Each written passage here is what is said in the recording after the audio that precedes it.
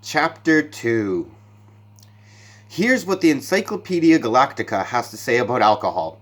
It says that alcohol is a colorless, volatile liquid formed by the fermentation of sugars, and also notes its intoxicating effect on certain carbon-based life forms. The Hitchhiker's Guide to the Galaxy also mentions alcohol. It says the best drink in existence is the Pan-Galactic Gargle Blaster. It says that the effect of drinking a Pan-Galactic Gargle Blaster is like having your brain smashed out by a slice of lemon wrapped around a large gold brick. The guide also tells you on which planets the best Pan-Galactic Gargle Blasters are mixed, how much you can expect to pay for one, and what volunteer organizations exist to help you rehabilitate afterwards. The guide even tells you how to mix one yourself. Take the juice from one bottle of that old jank spirit, it says. Pour it into 1 measure of water from the seas of Centragonus 5. Oh, that Santragonian seawater, it says. Oh, those Santragian fish. Allow 3 cubes of Arcturan Mega Gin to melt into the mixture. It must be properly iced, or the benzene is lost. Allow 4 liters of Thalian marsh gas to bubble through it, in memory of all those happy hikers who have died of pleasure in the marshes of Thalia. Over the back of a silver spoon float a measure of qualactic hypermint extract, redolent of all the heady odors of the dark qualactin zones, subtle, sweet, and mystic. Drop in the tooth of an Algolian sun tiger, watch it dissolve, spreading the fires of the Algolian suns deep within the heart of the drink. Sprinkle Zamfir. Add an olive. Drink, but very carefully. The Hitchhiker's Guide to the Galaxy sells rather better than the Encyclopedia Galactica. 6 pints of bitter, said Ford Prefect to the barmen of the Horse and Groom. And quickly, please. The world's about to end. The barman of the Horse and Groom didn't deserve this sort of treatment. He was a dignified old man. He pushed his glasses up his nose and blinked at Ford. Ford ignored him and stared out of the window, so the barman looked at Arthur instead, who shrugged helplessly and said nothing. So the barman said, "Oh yes, sir. Nice weather for it," and started pulling pints. He tried again. "Going to watch the match this afternoon, then?" Ford glanced round at him. No point," he said, and looked back out the window.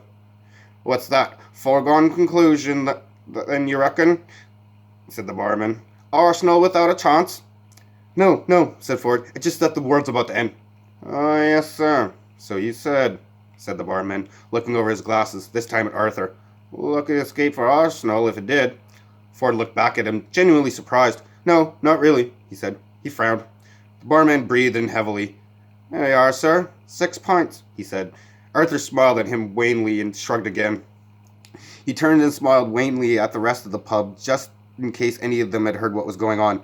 None of them had, and none of them could understand what he was smiling at them for. A man sitting next to Ford at the bar looked at the 2 men, looked at the 6 pints, did a swift burst of mental arithmetic, arrived at an answer he liked, and grinned a stupid, hopeful grin at them. "Get off," said Ford. "They're ours," giving him a look that would have made an Algolian sun tiger get on with what he was doing. Ford slapped a 5-pound note on the bar. He said, "Keep the change." "What, from a fiver? Thank you, sir." "You've got 10 minutes left to spend it." The barman decided to simply walk away for a bit. "Ford," said Arthur, "would you please tell me what the hell is going on?" "Drink up," said Ford. "You've got 3 pints to get through." "3 pints?" said Arthur. "At lunchtime?" The man next to Ford grinned and nodded happily. Ford ignored him. He said, "Time is illusion. Lunchtime doubly so." "Very deep," said Arthur. "You should send that into the Reader's Digest. They've got a page for people like you. Drink up."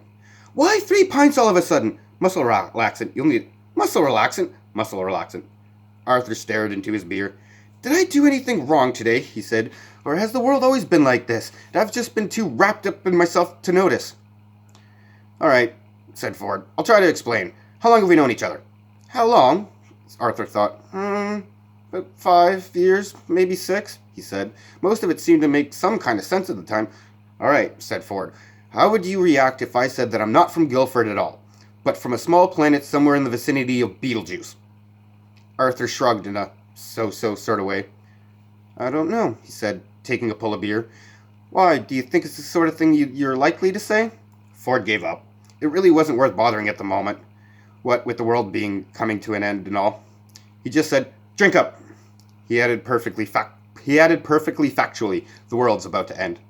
Arthur gave the rest of the pub another wan smile. The rest of the pub frowned at him. A man waved at him to stop smiling at them and mind his own business. This must be Thursday, said Arthur to himself, sinking low over his beer.